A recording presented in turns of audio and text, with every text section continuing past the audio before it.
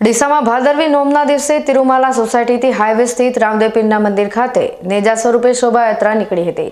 ડીસાના વિક્રમ ભુવાજીના નિવાસ સ્થાનેથી દર વર્ષે આ શોભાયાત્રા ભાદરવા સુદ નોમના દિવસે નીકળે છે, ત્યારે આ વર્ષે પણ ડીજેના તાલ સાથે નીકળેલી આ શોભાયાત્રા શહેરના મુખ્ય માર્ગો પર ફરી હતી અને ત્યારબાદ હાઈવે પર આવેલા રામદેવ પીર મંદિર ખાતે પહોંચી હતી। આ શોભાયાત્રામાં વિશાળ સંખ્યામાં ભાવિક ભક્તો જોડાયા હતા અને રામદેવ પીરની ભક્તિમાં નાચતા મંદિર પહોંચ્યા હતા, જ્યાં મંદિર ખાતે ધ્વજારોહણ કરવામાં આવ્યું હતું।